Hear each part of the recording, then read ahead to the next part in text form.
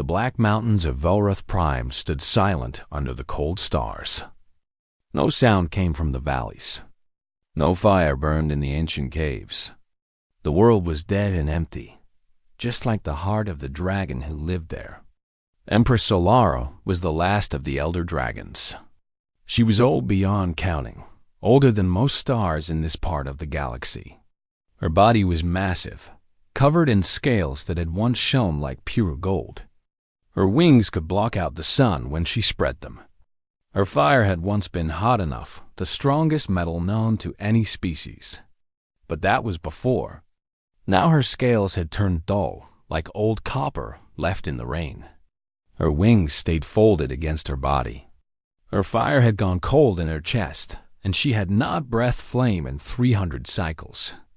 She lay coiled around a circle of broken stones in a cave high on the tallest mountain. The stones were all that remained of her nest. 7 eggs had once rested here. 7 perfect eggs, each one holding a new life, a new dragon, a future heir to the dragon sovereignty. The harvesters had taken them all. Solara remembered that day with perfect clarity. Dragons never forgot anything. She had been far away, meeting with leaders from other star systems. She had been playing politics, making deals, being an empress. She had left her eggs protected by guards, by shields, by every technology the sovereignty possessed. It had not been enough. The harvesters were an insectoid species that cared nothing for honor or war or conquest. They only cared about profit. Dragon eggs were worth more than entire planets on the black market. The shells contained rare compounds that could not be found anywhere else. Rich collectors across the galaxy would pay anything for them. The harvesters had come with a small, fast fleet. They had used some kind of new weapon that disabled the shields. They had killed the guards quickly and efficiently. They had taken the eggs and fled before any help could arrive. By the time Solara returned home, there was nothing left but broken stones and silence. She had searched for them. For 50 cycles, she had hunted across the galaxy. She had burned harvester ships. She had destroyed their bases. She had killed hundreds of them with her claws and her fire. But she never found her eggs. The harvesters had sold them quickly, scattered them across 1,000 worlds, and the buyers had hidden their purchases well. Her children were gone. Perhaps they had been sold to collectors who kept them as decorations. Perhaps they had been broken open for their shells. Perhaps they sat in some dark vault, waiting for owners who would never let them hatch. Solara would never know. After 50 cycles of searching, she had returned to Velroth Prime. She had sent away her servants, her advisors, her guards. She had crawled into her cave and wrapped herself around the empty nest. And she had stayed there ever since. The other dragon clans had scattered after the harvester attacks. The great dragon sovereignty, which had once ruled 100 star systems, had broken apart. Some clans had hidden on distant worlds. Some had made deals with other species for protection. Some had simply disappeared. Solara did not care. Let them scatter. Let them hide. Let the sovereignty fall. What did any of it matter without her children? Once every cycle, her old advisor came to visit. Elder Beak was ancient even by dragon standards. His scales were silver with age, and his eyes held the wisdom of countless centuries. He had served Solara's mother before her, and her grandmother before that. He would land on the mountain, fold his wings, and enter the cave. He would look at his empress with sad eyes and speak the same words. "You must lead again, Empress. The sovereignty needs you. The clans need you. The galaxy grows more dangerous every cycle, and without your guidance, our people will fade away completely." And Solara would give the same answer. "The sovereignty is dead. Leave me to my grief." Beak would bow his great head and depart. He never argued. He never pushed. He simply came back the next cycle and tried again. Sometimes Solara wondered why he bothered. Could he not see that she was broken? Could he not understand that the fire inside her had died with her children? She had nothing left to give. She was not an empress anymore. She was just an old dragon waiting to die. The cycles passed slowly on Volrath Prime. The planet had no seasons, no weather, no life. It was a world of black rock and thin air, heated only by volcanic vents deep underground. Solara had chosen it as her nesting ground because it was defensible. The harsh conditions would keep away most threats. It had not kept away the harvesters. Now the harsh conditions simply matched her mood. Cold, empty, dead. Solara spent her days sleeping and her nights staring at the stars. She remembered better times. She remembered flying with her mate through nebulae of purple and gold. She remembered the joy she had felt when she laid her first egg. She remembered the warmth of her nest when all 7 eggs had been whole and safe. Her mate had died long ago, in a war that seemed pointless now. She had thought nothing could hurt worse than losing him. She had been wrong. Losing her children had taught her that grief had no bottom. No matter how deep you fell, there was always further to go. 300 cycles. That was how long she had been lying in this cave. 300 cycles of silence, of darkness, of empty stone. The galaxy had moved on without her. Wars had been fought and ended. Species had risen and fallen. The harvesters had continued their raiding, growing bolder with each passing year. And Solara had done nothing. Sometimes she felt guilty about that. The other dragons were suffering because their empress had abandoned them. Innocent species were being hunted because no one was strong enough to stop the harvesters. She could have made a difference if she had fought instead of giving up. But the guilt never lasted long. It was hard to feel responsible for others when you could barely find the will to keep breathing. On the 347th cycle of her mourning, something changed. Solara was lying in her usual position, coiled around the broken nest stones, when she heard a sound she had not heard in a very long time. Something was falling from the sky. She lifted her head slowly, her neck stiff from centuries of stillness. Through the cave opening, she could see a trail of fire and smoke cutting across the dark sky. It was a ship, she realized. A small ship, burning as it fell through the thin atmosphere. She watched it without much interest. Ships crashed sometimes. The galaxy was full of debris, and Volrath Prime's gravity pulled in whatever came too close. Usually the crashes killed everyone on board. Usually there was nothing left but twisted metal and ash. But something made Solara stand up for the first time in 300 cycles. Something made her walk to the cave entrance and spread her dusty wings. Something made her want to see this crash for herself. Perhaps it was curiosity. Perhaps it was boredom. Perhaps it was something else entirely, something she could not name. Whatever it was, it pulled her down the mountain toward the valley where the ship had fallen. And as she flew through the cold night air, she felt something stirring in her chest. It was not fire. Not yet. But it was something. The ship had hit the ground hard. Pieces of metal were scattered across the valley floor like broken toys. Smoke rose from the main body of the craft, which had cracked open like an egg upon impact. Fires burned in several places, casting orange light across the black rocks. Solara landed softly despite her great size. She had not flown in 300 cycles, but a dragon never forgot how to use her wings. She folded them against her back and walked slowly toward the wreckage. She could smell death. 2 bodies, burned and broken, lay inside what remained of the ship's cockpit. Adults, by the size of them. A male and a female. They had died on impact, their bodies twisted in positions that no living creature could hold. Solara felt nothing at the sight. Death was common in the galaxy. Everyone died eventually. These 2 had simply died sooner than they expected. She was about to turn away when she heard something. A small sound. A breath. A heartbeat. Solara froze. Her ears, which could hear a whisper from 1,000 meters away, focused on the sound. It was coming from behind the two dead bodies.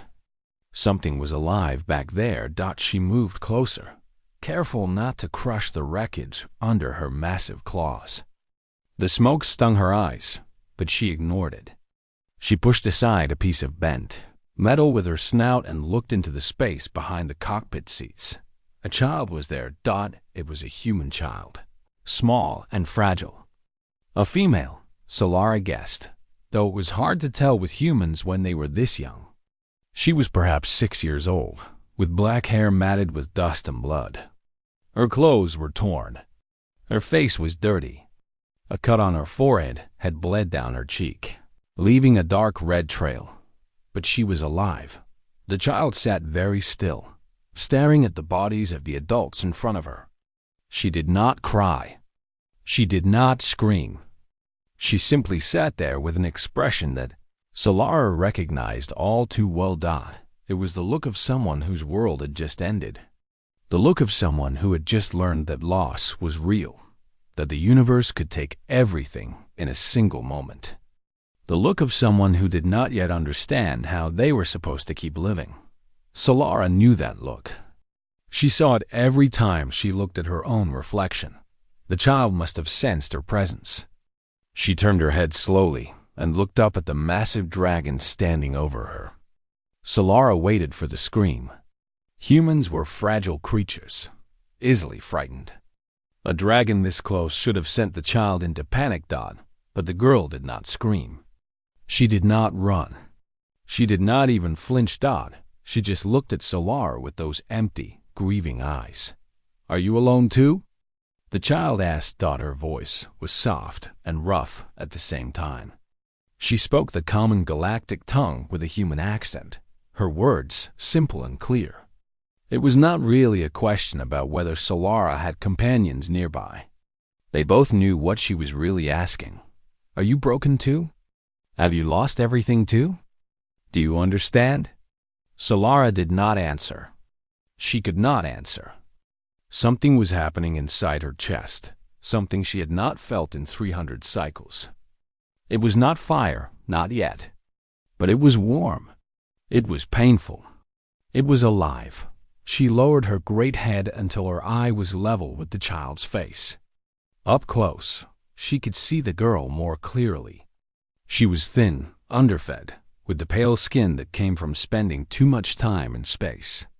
Her hands were small and dirty, her fingernails bitten down to nothing. She was shaking slightly, though whether from cold or shock, Solara could not tell. Who were they? Solara asked, gesturing toward the bodies with her snout.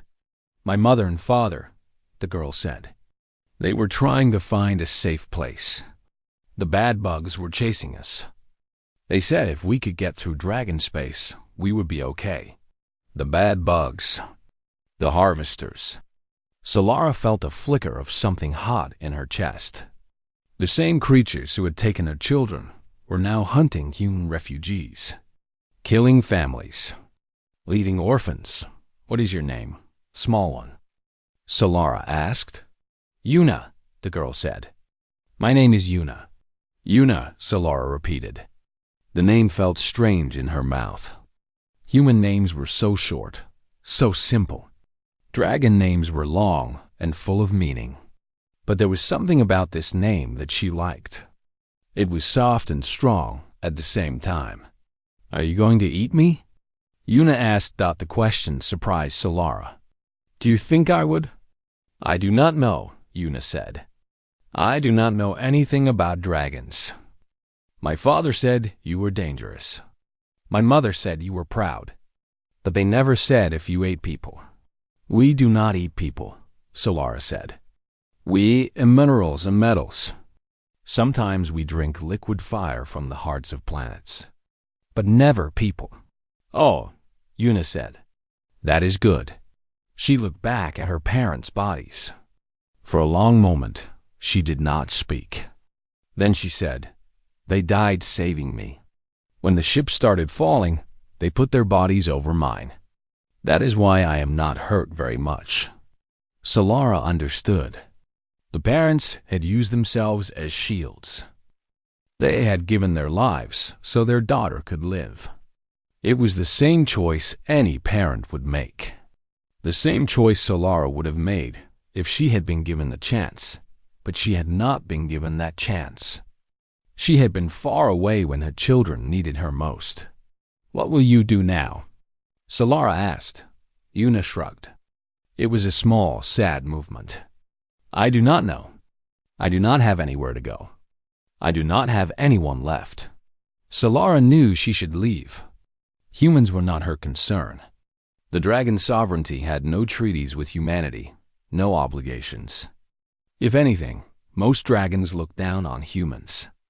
They were such a young species, so fragile, so brief. Their lives lasted less than a century. They were born, they grew, they died.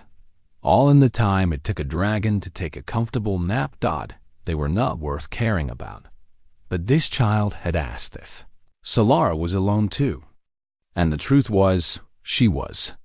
She had been alone for 300 cycles. She had been alone since the day she lost her eggs. And in all that time, no one had ever understood her pain the way this small human seemed to understand it. Solara made a decision. She did not think about it. She did not weigh the consequences. She simply did it. "Come with me," she said. Yuna blinked. "Where?" "To my home. My cave on the mountain. It is warm there. You can rest. You can eat." "Why?" Yuna asked. "Why would you help me?" Solara did not have a good answer. She only knew that she could not leave this child here among the wreckage, among the bodies of her dead parents. She could not walk away from that small, broken face. "Because you asked if I was alone," Solara said finally. "And I am. I have been alone for a very long time. Perhaps we can be alone together." Yuna looked at her for a long moment. Then, slowly, she stood up. She was so small. The top of her head barely reached Solara's knee. She walked to the dragon and reached out one tiny hand. She touched Solara's snout, the scales that were hard and rough. But Yuna did not seem to mind. Her hand was warm against Solara's cold skin. It was the first gentle touch the dragon had felt in 300 cycles. "Okay," Yuna said. "I will come with you." Solara lowered herself to the ground. "Climb onto my back. Hold on to my neck. I will fly us home." Yuna climbed onto the dragon's back. Her small hands gripped the ridge of scales that ran along Solara's spine. She weighed almost nothing.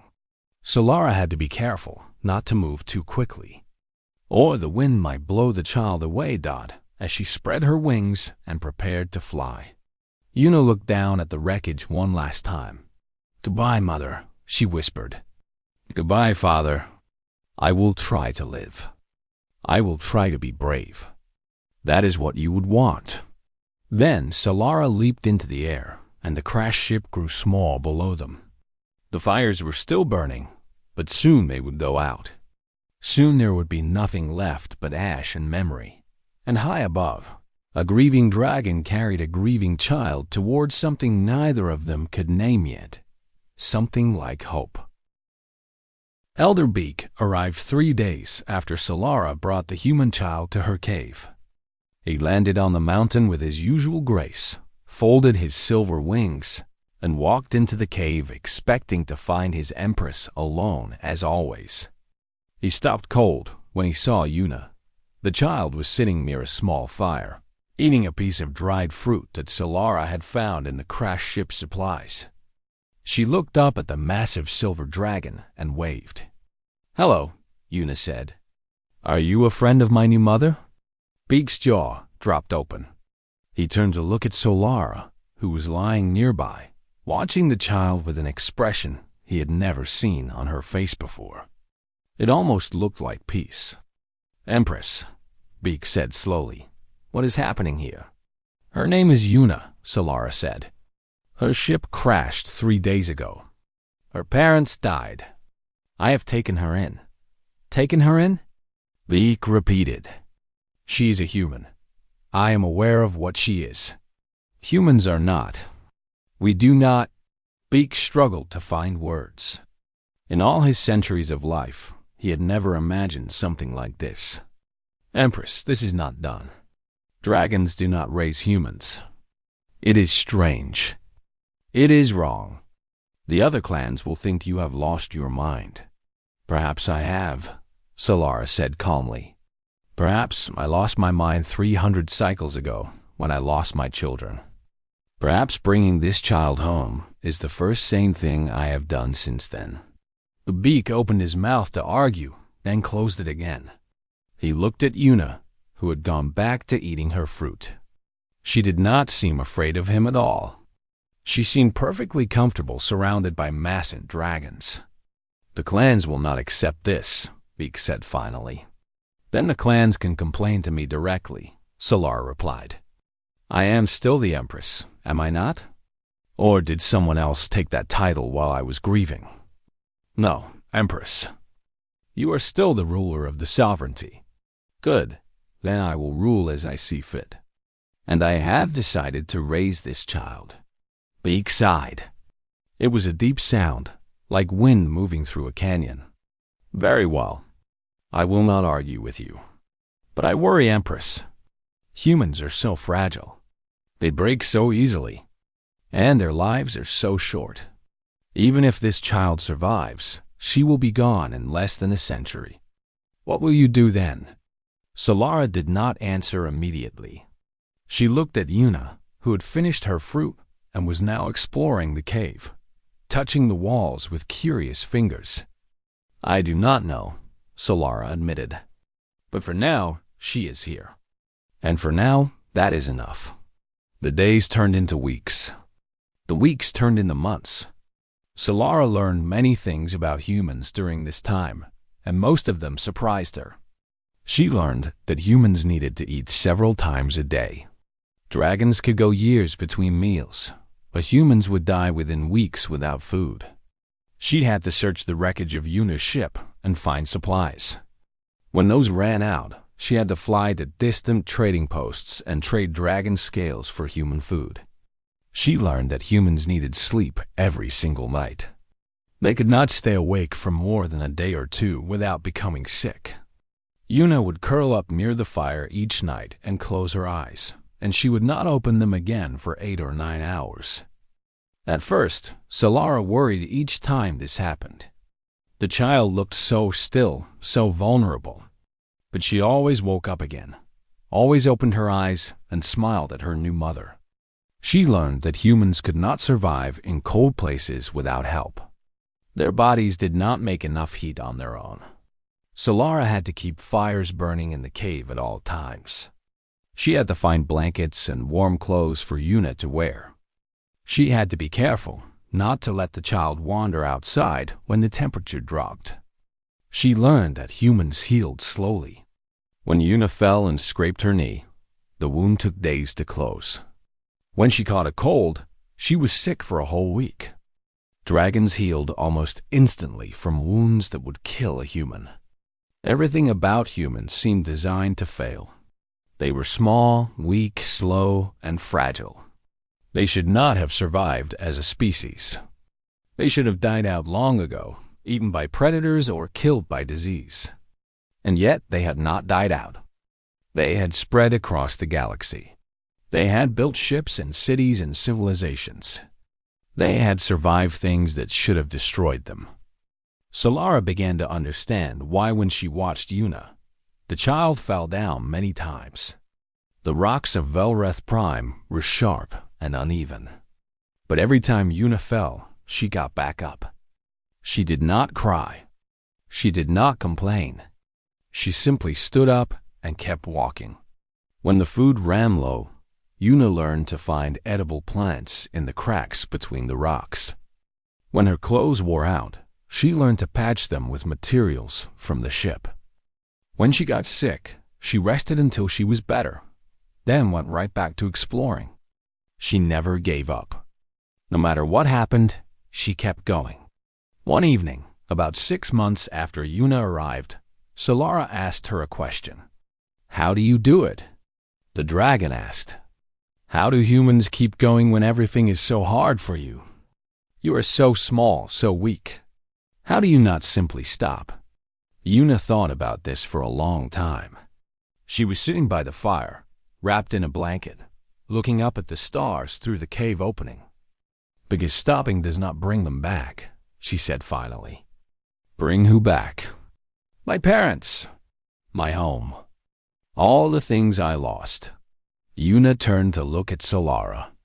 "If I stop, if I give up, then they died for nothing. They saved me so I could live.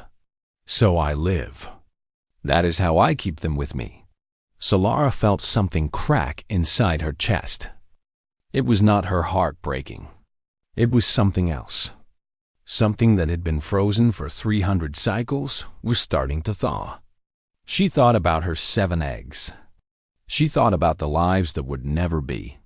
For so long, she had tried to hold on to her grief, as if letting go would mean forgetting her children. She had thought that mourning was a way of loving them. But Yuna was showing her a different way.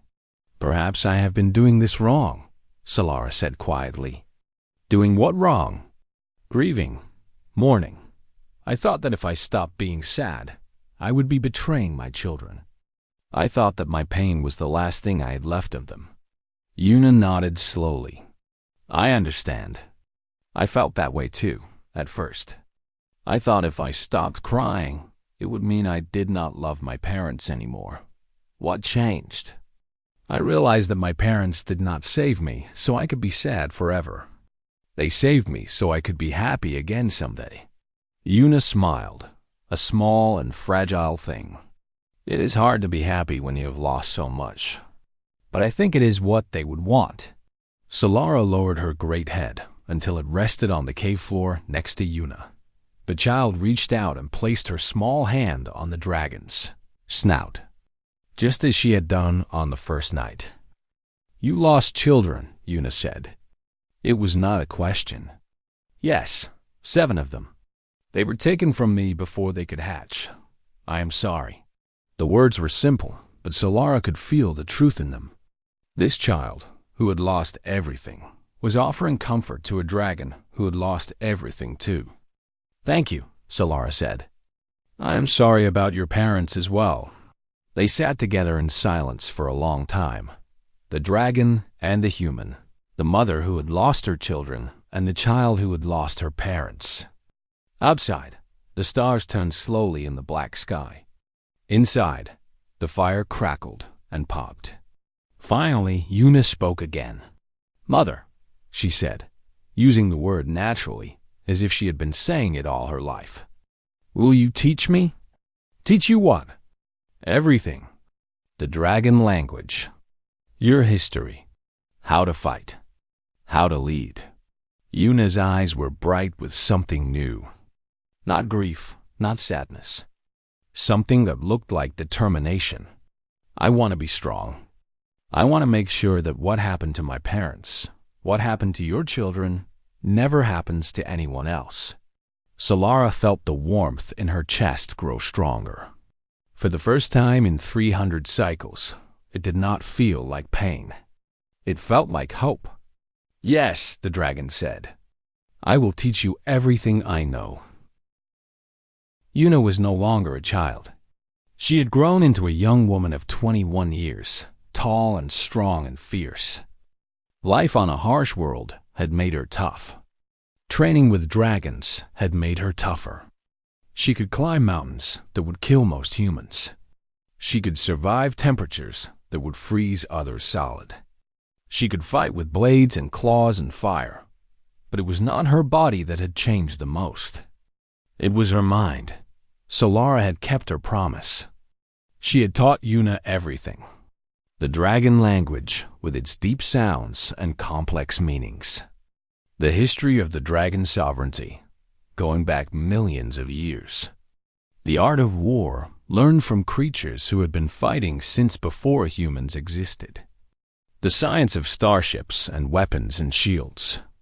The politics of a dozen species, their alliances and their conflicts. Yuna had learned it all. She had studied harder than any dragon child ever had. She had practiced until her hands bled and her voice went hoarse. She had pushed herself beyond what anyone thought a human could do, and she had succeeded. Now she spoke the dragon tongue as well as any born dragon. She understood politics better than most advisors. She could hold her own in combat training against dragons 10 times her size. She was not a dragon, and she would never be one.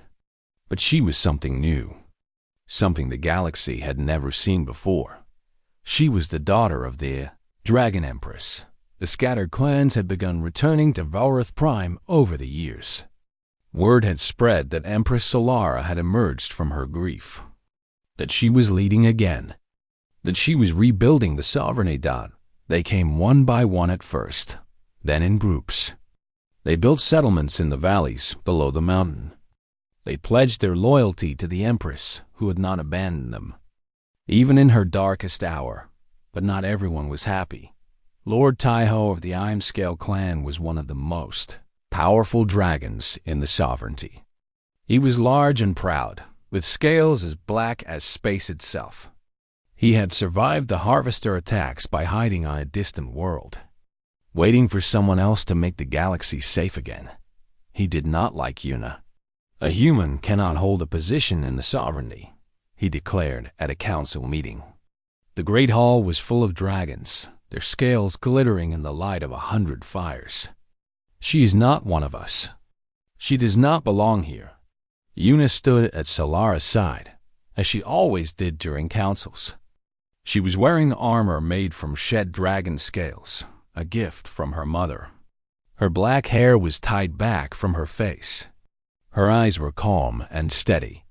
I was raised by the Empress herself, Yuna replied. Her voice carried through the hall, clear and strong. I have trained with Elder Beak in the ancient combat forms. I have studied our history, our laws, our ways. I am as much a dragon as my body allows me to be. Your body allows you to be nothing but prey, Taiho sneered. Humans are weak. Humans are short-lived.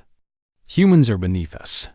And yet here I stand, Yuna said, in the heart of the sovereignty, speaking to the council, still alive after 15 years on a world that should have killed me. She stepped forward, and something in her movement made even Taiho lean back slightly. I am human, and that means I understand something you do not, Lord Taiho. What could a human possibly understand that I do not? Yuna smiled. It was not a nice smile. How to be underestimated? Before Taiho could respond, a young dragon burst into the hall. His scales were bright blue, and he was breathing hard, as if he had flown a great distance very quickly. Empress, he cried. The harvesters. They are coming. The hall went silent. Every dragon froze. The harvesters? The name that haunted their nightmares.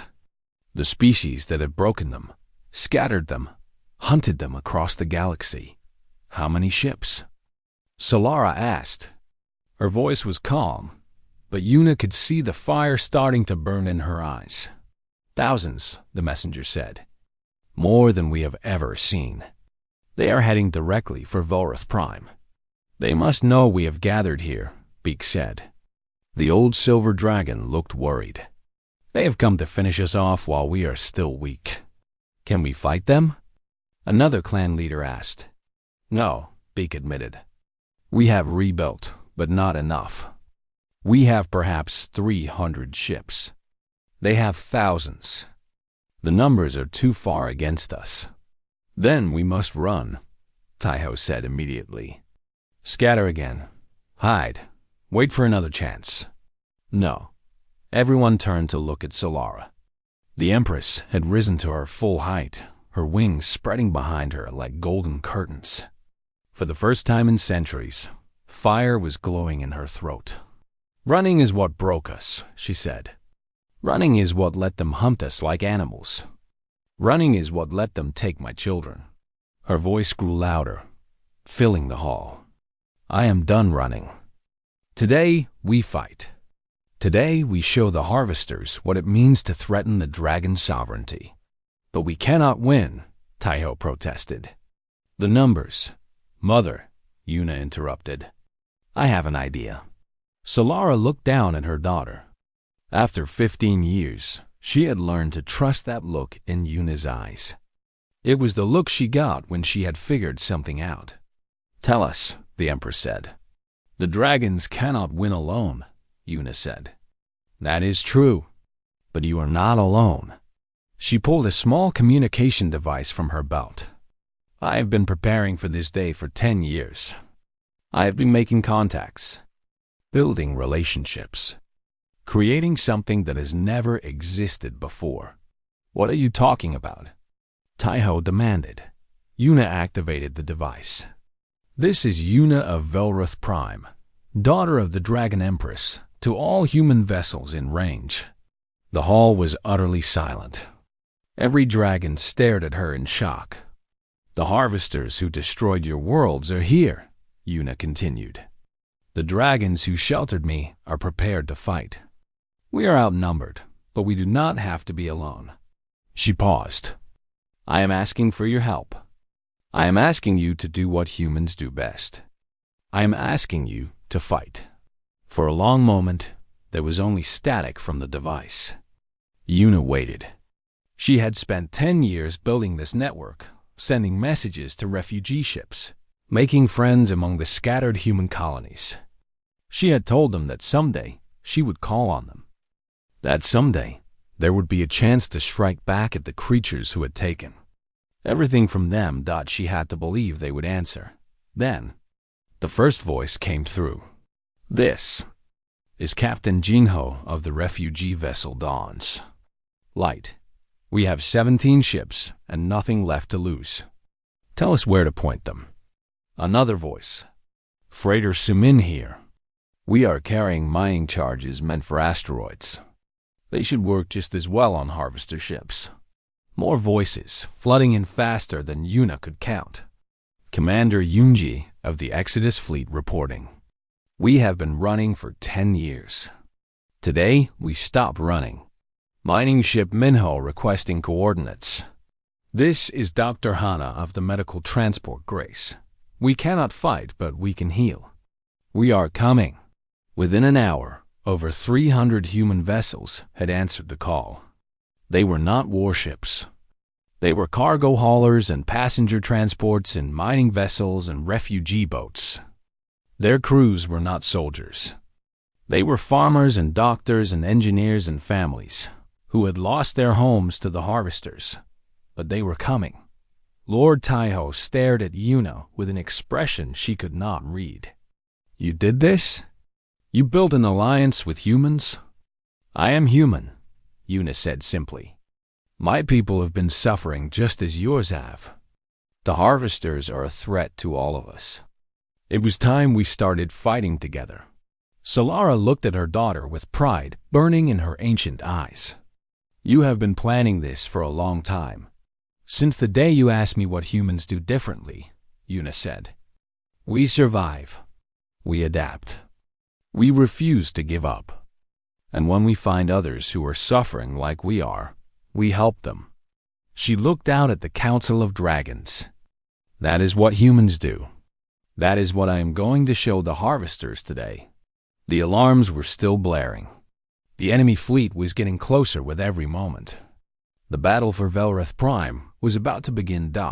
And for the first time in history, dragons and humans would fight it together. Thousands of ships, each one bristling with weapons designed to kill dragons. They moved in perfect formation, their insectoid pilots following orders without question or hesitation. They had crushed 100 worlds. They had broken the dragon's sovereignty. They had never lost a battle against any species in the galaxy. They expected an easy victory. They did not expect humans. Yuna stood on Solara's back, strapped into a harness made of woven dragon scales. The wind tore at her hair as they flew at the head of the combined fleet. Behind them, 300 dragon ships spread across the black sky, and mixed among them like small fish swimming with giant whales, were the human vessels. The human ships looked ridiculous next to the dragon warships. They were small and battered and held together with hope and duct tape.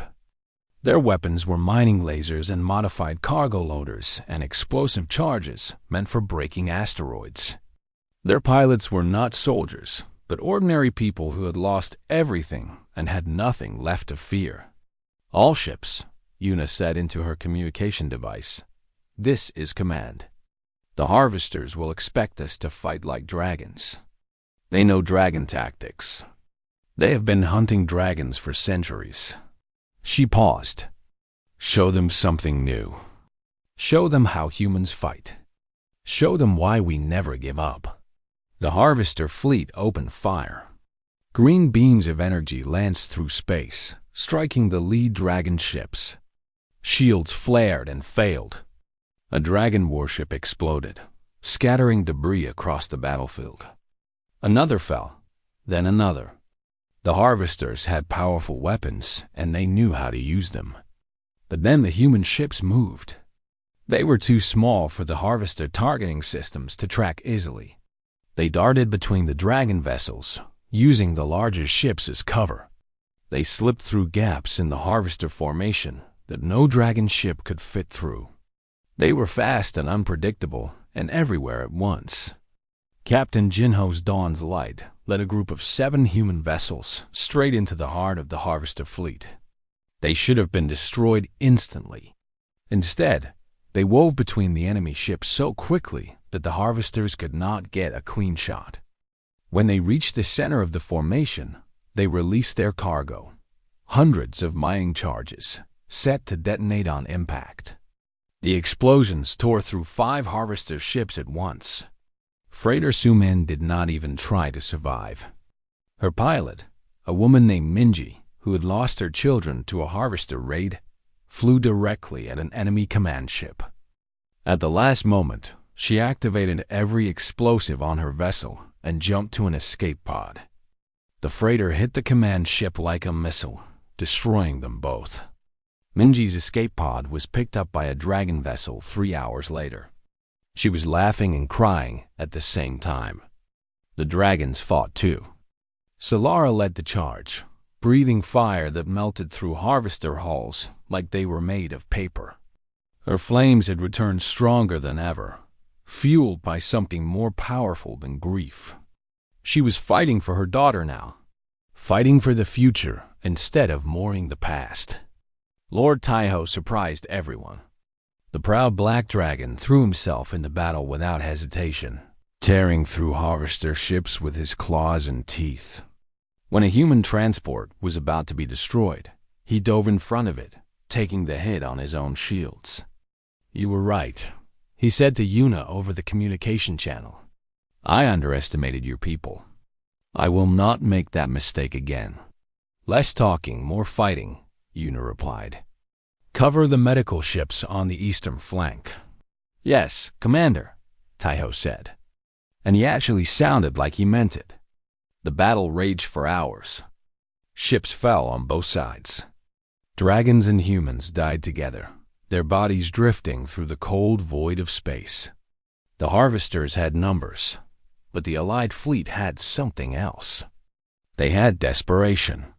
They had fury. They had the mad, impossible courage of creatures who had nothing left to lose. Commander Yunji of the Exodus fleet led charge after charge against the harvester lines. Her ships were damaged, her crews exhausted, but they kept fighting.